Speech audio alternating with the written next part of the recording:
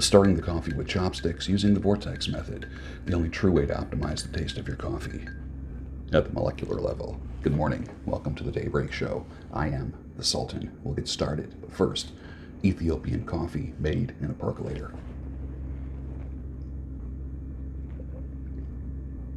Oh, nice.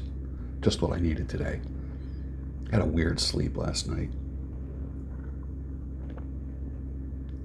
This cup will be gone before the end of the show today.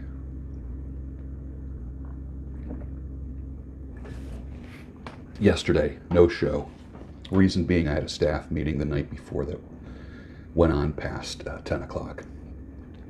Or I didn't get to bed until after 10. It was the staff meeting at the salon. At the salon, sorry.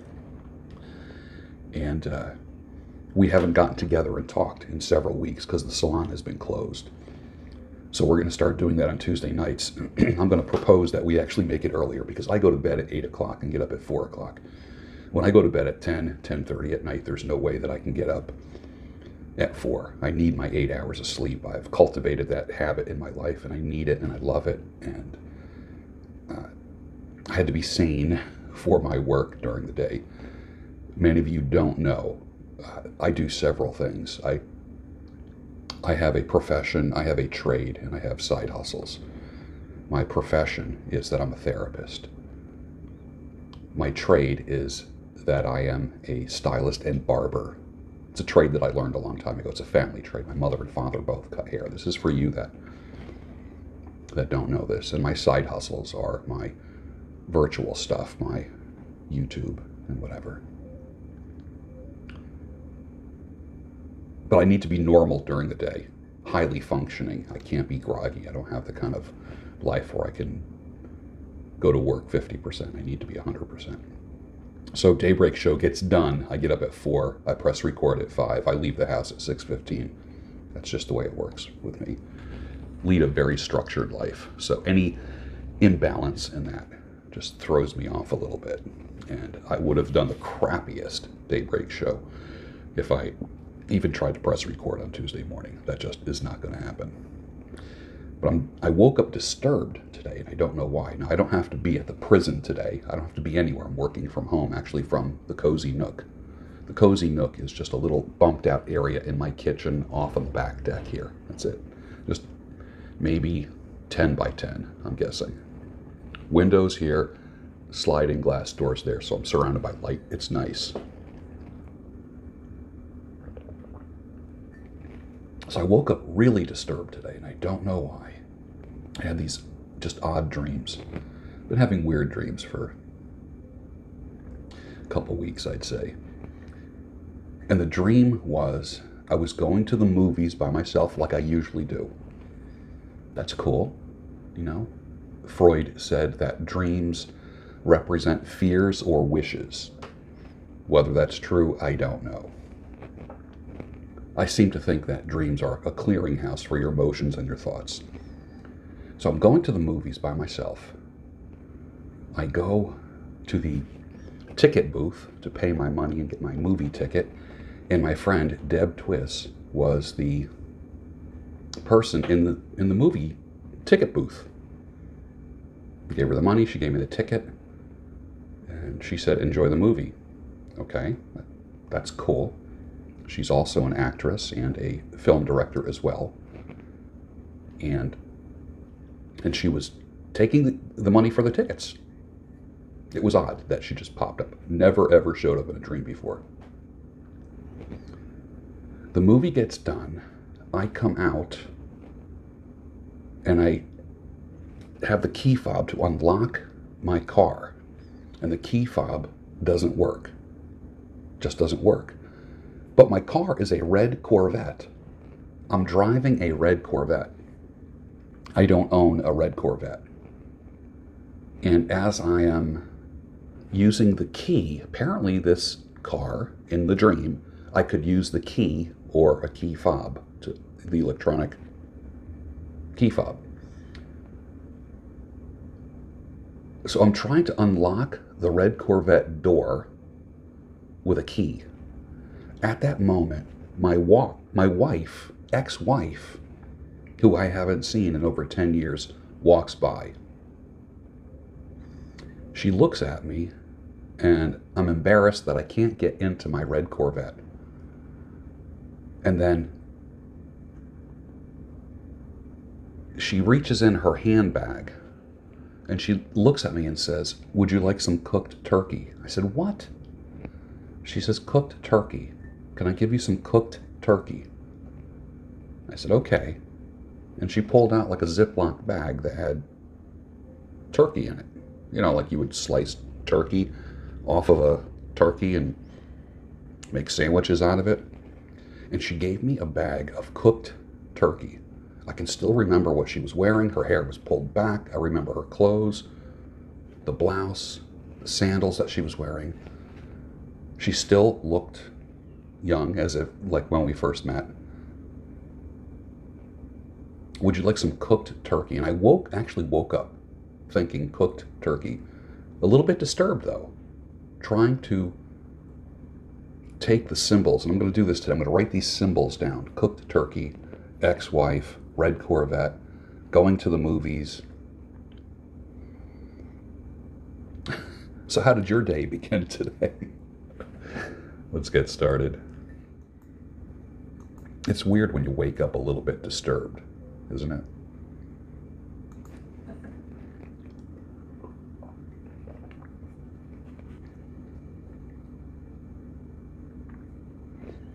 John Spicehorn Meyer, 1870 to 1959, also known as the Bear Man of Michigan, eccentric naturalist, farmer, politician, coal miner, tile manufacturer, furniture builder, inventor, lumberjack, and above all, an individualist. I don't know why I found this guy's picture, but he's posing with a big musket rifle. Look him up, John Spicehorn Meyer. This list of things that he is, it reminded me of me in the sense that of the various things that I do. I've lived life to its fullest. That's what I want you to do. I can't even imagine going to the same job every single day for 40 years. I can't imagine it. I kind of like these individualist guys. What would you rather be and why? Would you rather be award-winning or top-rated? Put your answer down below. I'd like to see what you would rather be in your industry, just whatever your industry is.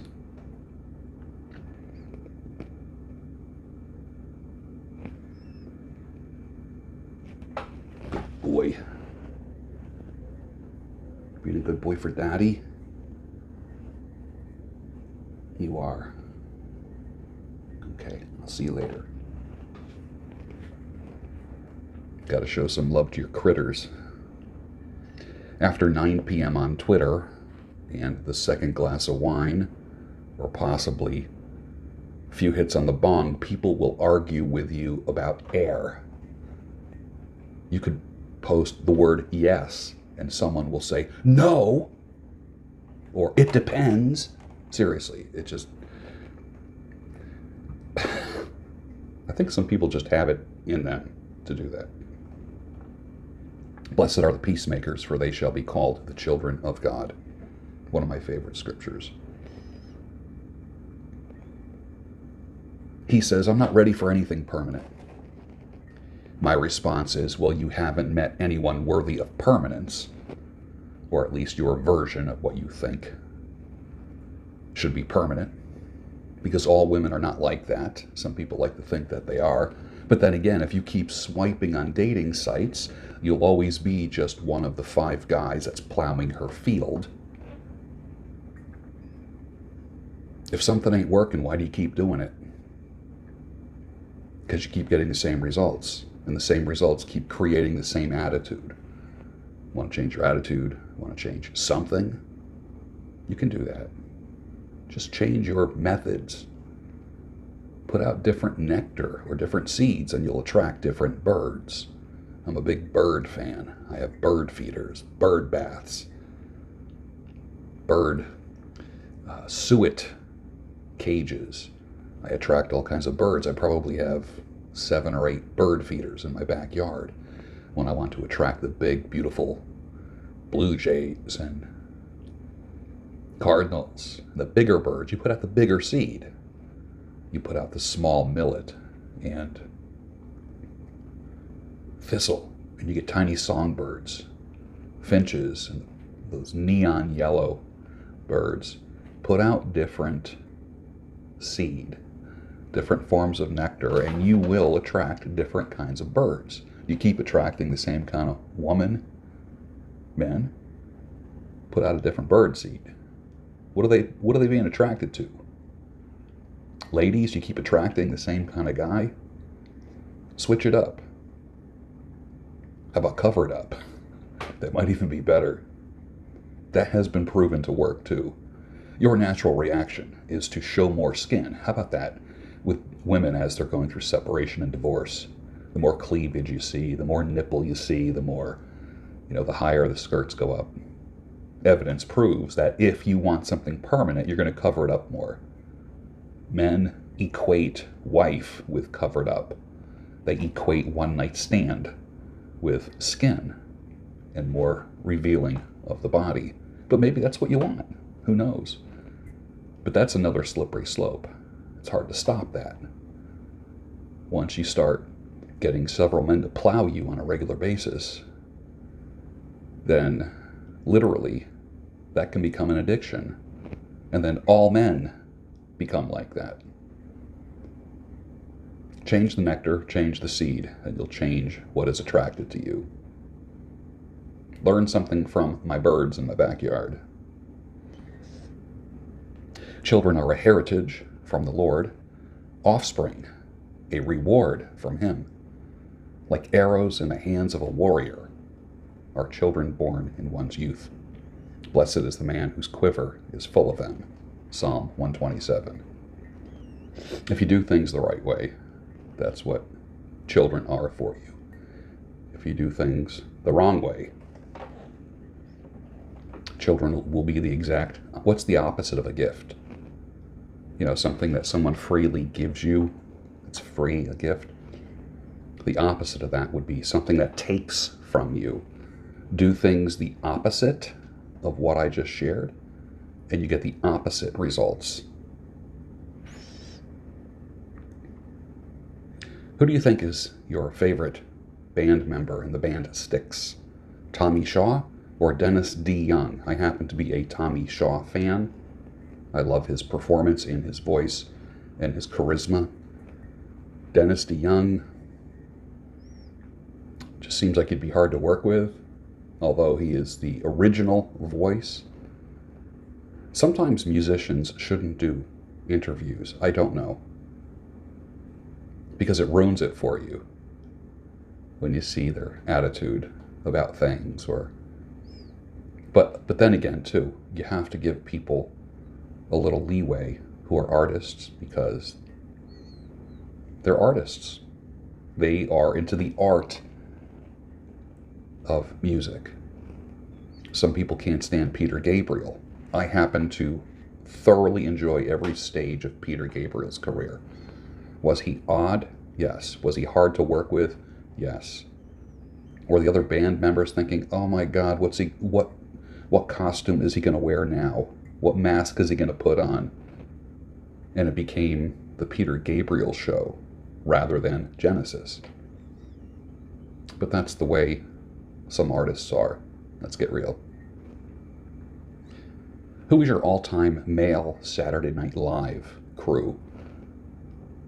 Who is your favorite female Saturday Night Live person? I like Norm Macdonald. I kind of like the underrated, just quiet, very subtle looks on his face. He wasn't super physical, overt, wasn't slapstick-ish, which I can appreciate. But I do like Norm Macdonald. Who was your favorite male and female Saturday Night Live cast person? Yesterday, I got infection control certified to show my commitment to my clients' safety and health.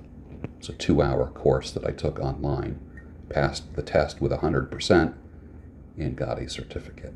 Might not seem like a big thing, but in the age of people freaking out about droplets, sneezes, unclean hands, it's a fairly significant thing. But I did get 100%. That is my second certification on learning how to disinfect and sterilize my equipment, and also keep myself from spreading disease and getting disease when we go back to cutting hair when the salon opens. So I'm pretty proud of that. That's going to become the standard. These salons and barbershops, when they reopen, the ones that are the cleanest and can prove it are going to be at the top of the list. The average barbershop comb, do I have a comb with me here? Oh, I always just have a comb sitting here at the table just to brush my beard, or comb my beard before the show starts, so I don't look like a maniac, a derelict, because I just rolled out of the sack.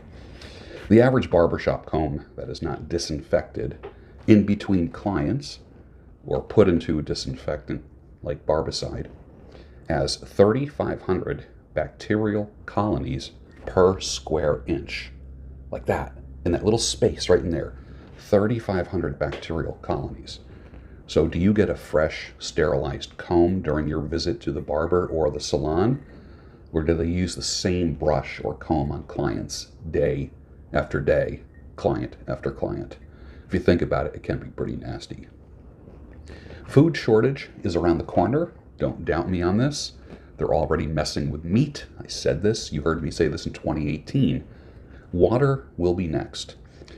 A friend of mine went into BJ's wholesale club. No beef. There was zero beef. A lot of people get their meat from BJ's. No meat. No, I'm sorry. No chicken. There was no chicken. And when it came to the beef, the limit was 1 package. Did you hear me? There was no chicken, and you could only get 1 package of beef. 1 steak, 1 pack of ground beef. It's coming. They're controlling you. Don't doubt me on that. It's easier to fool people than to convince them that they have been fooled. Mark Twain. Love that one. The old man was covered with tattoos and scars. He got some in prison and others in bars. The rest he got working on old junk cars. David Allan Coe, 1977.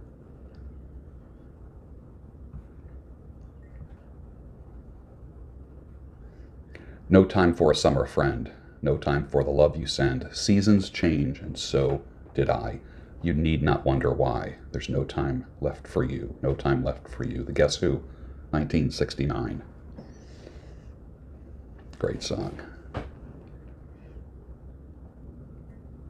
Here's a picture of some Orthodox priests wearing their vestments like a boss.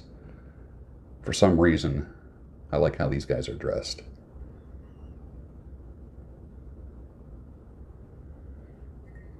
We're all in this together.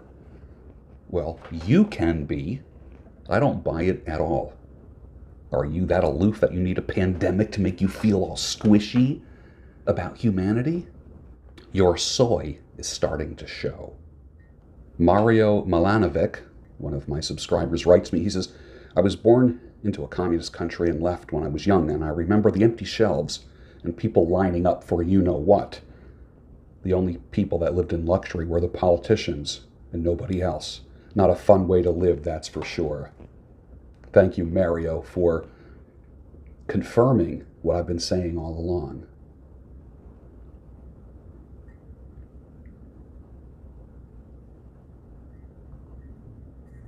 The healthy, happy housewife writes me, and she says, our house has cut all soy, soybean oil, and any other manufactured oil, and I 100% saw a difference in my husband. Not only did he lose 80 pounds, and also had some other dietary changes as well, ate more meat, less grains and sugar, but his libido was the highest it's ever been. Diet is everything. Healthy, happy housewife, here's to you and to your husband. Let me take a sip of my coffee.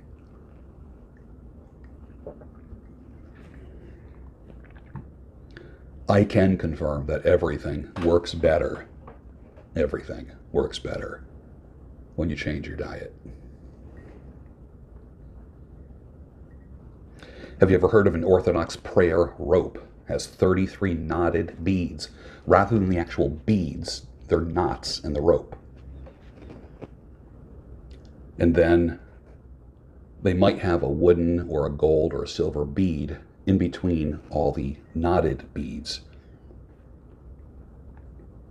And the prayer that you say is called the Jesus prayer. It's the prayer of the blind beggar. There's a story of Jesus coming into town, and there's a beggar who's blind sitting on the dirt in the roadway. People want to see Jesus. They're reaching out and touching him and just want to follow him.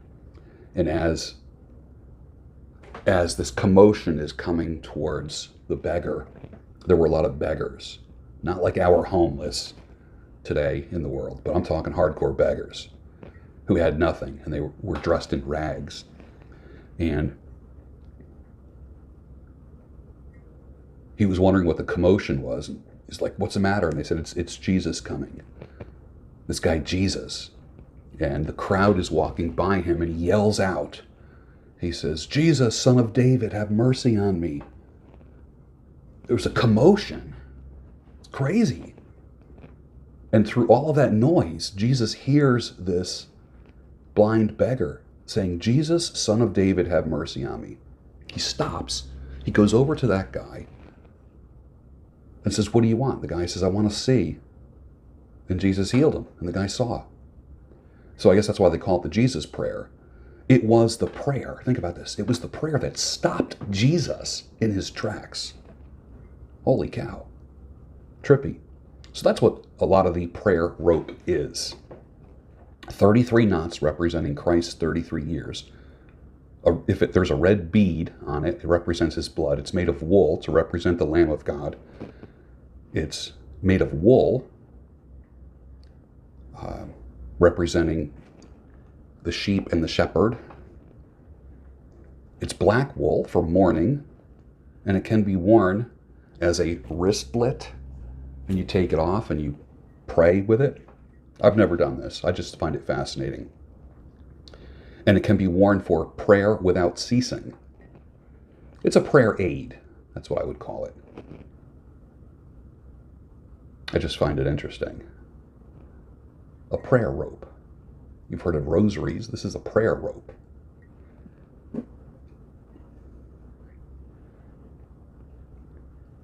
Adam Mandelbaum recommends Constant Comment Tea and Balkan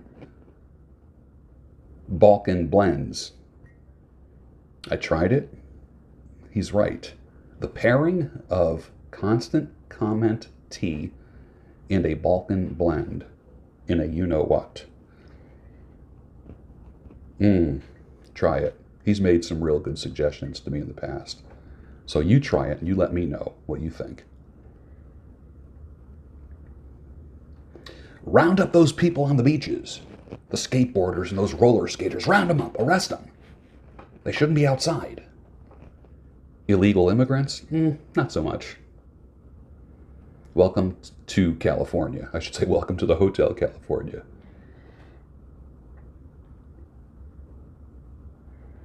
And we rolled over like obedient dogs. Yeah, I'm a little bit disgusted at the ease in which America, in particular, gave up our liberty in return for a false sense of security. Who do you trust? Put your answer down below. Who do you trust? All answers are welcome.